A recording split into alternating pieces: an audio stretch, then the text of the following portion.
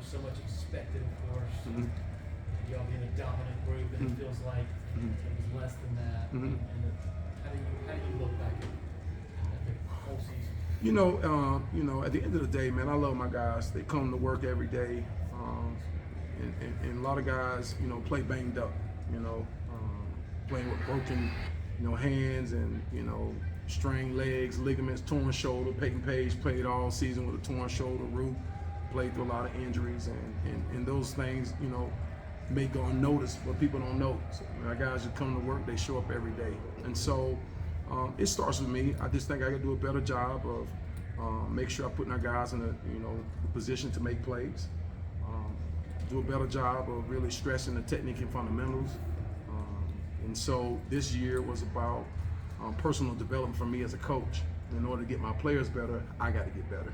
And so, I met with some, coaches from the NFL, got on some Zooms and talked technique and fundamentals, philosophy, circuits, and really evaluate what I'm doing. Maybe something that I truly believe in, maybe there's a better way to teach it. And so, at the end of the day, I got to demand, greatness from my players, every day, in every way possible. But it starts with me, and then it trickles down to my players. And so that's why I got to be the best version of myself, and so I can demand them being the better version of themselves. And so, we left a lot of plays on the table, left a lot of sacks on the table. And so this year, man, we got to do the little things, and so we don't leave those plays on the field. And we got to make the plays. And so there was a lot of missed opportunities last year. But it was a really good year. There's a lot of good things that we did last year, in the top 5, in terms of sacks in the country. And we created a lot of pressure. Guys played hard, man. They played through some adversity. You look at Brian Brzee, the things that he went through last year, and even made a 3.0, the highest GPA he's ever had since he's been here. And just fighting through the adversity, had some issues, going on with his body. We missed some games, and it goes on and on and on. Tyler Davis, as well, played through injuries. Trey Williams played through some injuries. DeMonte Capehart played through some injuries, and they just showed up every day. And so I'm really proud of them for what they did last year. And so, when you're at a place like Clemson, we have high expectations and high demands. And so, I got to do a better job as a coach to get my guys better, and so that we can be great this year and moving forward. So, you guys, when Tyler and Root say they're coming back, were you at all surprised by that? And did you have any role in conversing with them? Well, I may have played somewhat of a small role in that, but I was definitely shocked, especially by Tyler. I may have anticipated, Rook or Brzee maybe coming back just with the injuries, but Tyler was definitely a shocker. I know Rook was kind of straddling the fence as well about what he wanted to do. I knew those guys, had some legitimate draft grades that they could have left this year and made some money. And for them to come back was a huge deal, for our defensive line. And they came back because they want to win a championship. They want to get better, and felt like they left some things on the table. And then obviously they increased their draft stock as well. And so I take it upon myself, for me to make sure that happens. And so just gonna try to, not only for them to get them better, but to get the entire defensive line better, and it makes it better for all of us up front. And looking at the numbers, you've got Tyler and Rook and Peyton and DeMonte Capehart, and you got all the kids that are coming in, and Trey Williams. Yep. The best defensive tackles group in the country. Can you imagine that there would be anybody else that would have that kind of quality depth? No. I'm truly blessed to have the depth that we have. And with all those guys coming back, and then with the young guys we added with Victor, Stefan, and Peter Woods, we have the best personnel, definitely one of the top personnel in the country for sure, in terms of depth of defensive tackle, which is why we were able to sustain and have some success last year, just because we did experience guys were out, in and out of the lineups. We had a lot of guys that were hurt, and but we always had guys that were able to step up, and so which is huge for us. And so anytime you got quality depth, man, you have an opportunity to go all the way. And all the teams that make it all the way to the big show have quality depth. And so we definitely have the personnel to take it to the big show. Just got to show up, and it starts now in the spring. That's where we got to get better. And but I am truly blessed. You know, look around the country, a lot of rooms don't look like mine. You know, and so you know you got your first. You got your first string guys, and then kind of second, and it kind of falls off after that. But not here. All these guys are capable of being starters. What have you seen out of Peter and Vic and Stefan? Man, I'll say guys are, you know, first of all, they're all good human beings, man, good people, come from good families, great character guys. Man, they've been, you know, handling their business off the field, and they show up every day ready to work and ready to learn. In terms of talent level, off the charts, all three of them. And they've showed up this week. I've seen a lot, and you know, some of it been surprising, but they're very well developed. You can tell they've been very well coached at their particular high schools. Their high school coaches and their head coaches and position coaches did a really good job with them. So I commend them for that. I reached out to their position coaches at Thompson, you know, at Warner Robins, at Rome. Man, they've done a really good job of coaching those guys, and so they're really ahead of the curve. In terms of technique and fundamentals, but there's always things to improve. You know, as we get more and more into our install, you know, the head starts spinning a little bit, start thinking a little too much, but that's part of it, you know, being a young guy. But they're gonna make us really, you know, make us a lot better. I mean, when you can bring in talent, man, it squeezes everybody to get better. And so, man, you know, they've been, you know, truly just a huge addition for our defensive line, bringing those young guys in here, and they're just going to make us everybody better. So just excited to see, you know, to watch them continue to develop, and got a great plan, you know, to develop their skills and make them become the best version of themselves, and so they can have an opportunity to, you know, play this year for us. Does Peter remind you of anybody you've been around or seen? Oh yeah, I'll tell you this, Peter Woods has the twitchiness and the power and the quickness of some dominant NFL linemen, defensive linemen that I've been around. I'm not going to crown him the best ever or the best of this or nothing, because, you know, the proof's in the pudding. You know, obviously he's got to play this year, but I will say that he has the talent level to obviously be an All-American, one of the best that's ever came through Clemson. In that list of great defensive linemen, you know, the Michael Dean Perrys and the Trevor Prices and the, you know, Grady Jarrett's and you know, Dexter Lawrence, and all the list goes on and on. And when you think about great defensive linemen that defensive tackles at Clemson, he has the tools to become that. Is he there yet? No. But does he have the tools to become a great defensive lineman and one of the best that's ever come through here? Absolutely.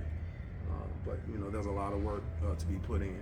But I can tell you this, that he's very focused, and that's what he wants to do.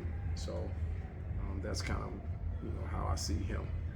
Would you hesitate to move him outside in certain situations?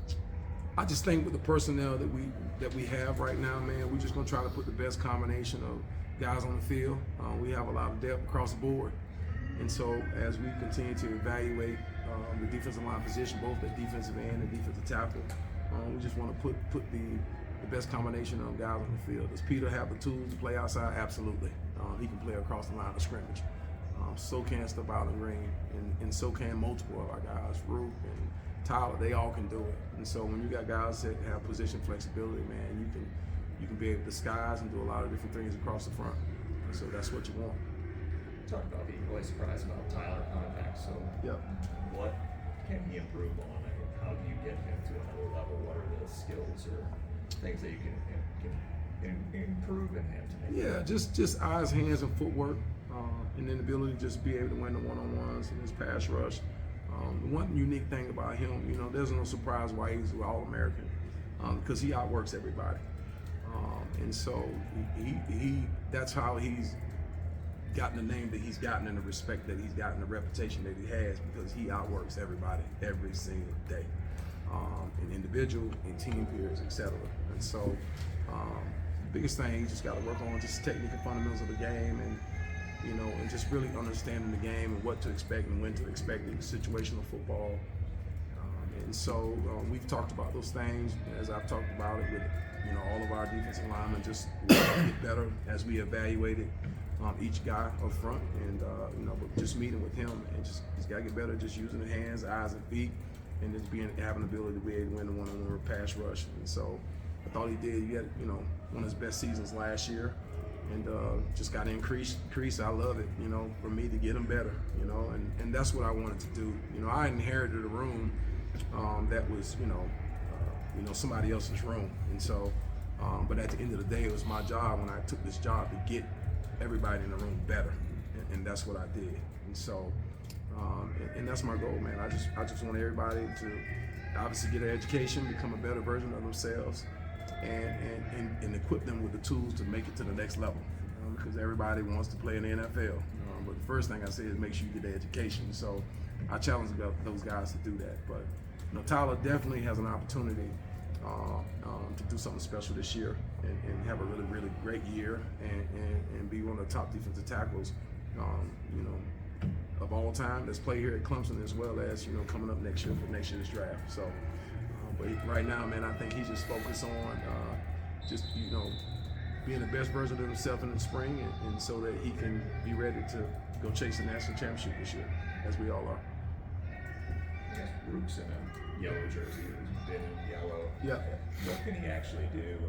What can he actually work on this spring to kind of improve during this time? I mean, Rook has been somebody that's always done a really good job of coming in and spending a lot of extra time watching tape. That's what he does. That's something he was doing when I got here. That's one of the things that I was really impressed with him about. Is he had, you know, NFL qualities, you know, already, something that I didn't have to ask him to do. So I just think he's been very locked in from a mental standpoint, even though he's not, you know, being able to practice much. But he's doing a good job coming in and help coaching up some of the young guys. You know, he's been out there with the guys after practice, kind of going through drills. But he's been locked in, taking really good notes, and just make sure you understand the defense. There's some new things that we're doing. And he's another guy that can play multiple positions, but you know, he's definitely one of the alpha, you know, dogs in my room. And so, you know, it's good to, you know, have him around. He's been locked in. He's been at every practice. He's out of practicing the individual. He's in all the meetings. And so, you know, he's here. But right now it's going to be all mental for him. And so, you know, I've gotten a sense that he's been locked in.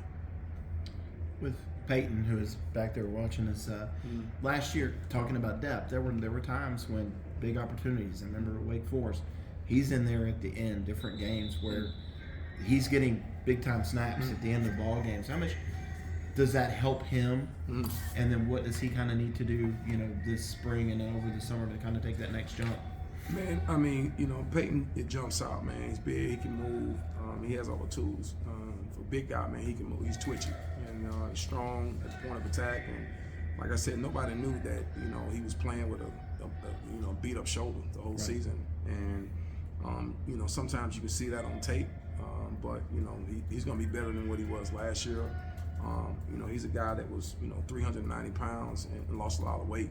And so he's been really, you know, focused in and locked in on his diet, and he's done a really good job of keeping his weight down, came back in shape this all season, doing a good job with that right now as he's getting a lot going through the mental reps. But it was really good for him to get in there last year and get the opportunity that he had to be able to play in the games, and he'll have more of a role this year. And so just kind of, you know, some of the things we're doing. So I'm really excited to see what he's going to do. He's definitely got the attention, you know, of a lot of people on the next level because they like his, you know, height, size, weight. And so he has all the tools to be a dominant, you know, for, you know, nose tackle, one of the best in the country. And so just got to stay locked in and continue to know the game and get better at his technical fundamentals. And understand who he is. He's a big man that can play the run really well. He has the tools to rush the passer as well. And so, you know, I think he can have a really big year. He's going to come back. He's going to be in better shape. It's going to be healthy. And so I'm truly excited to see what he's going to do. Mr. preamble question. I think you said there were a bunch of oatmeal pies that were mailed to you, I guess, Yeah. at the football facility. Yeah. What did you actually do with all of them? The 600 pies, oatmeal pies, man, they tell you the power of social media. You make jokes about little Debbie's, and next thing you got 600 oatmeal pies delivered to the facility. But I think I ate 2 of them, then I passed the rest of them out to around the facility. So there was oatmeal pies floating around here for about 72 hours around the facility. But I've let it go. So not worth it. But my all-time favorite is actually zebra cakes. So. But yeah, man, I don't miss it a bit. It's just when I'm in there at 5:15 at Junkyard, man, I'm feeling like I'm about to pass out, man. And if I see a snack, which I ran into a couple snacks today, surprisingly, I went to, we had a little cookout. Robert Caldwell had a little, an appreciation for our grounds crew. I go over there. There's fried fish, there's hush puppy, there's French fries, and there's Little Debbie. And so. Man, just gotta, temptation. It's not worth it for me anymore, and so, but I do miss it from time to time. I guess going to naturals, have you done anything close intensity-wise, working out?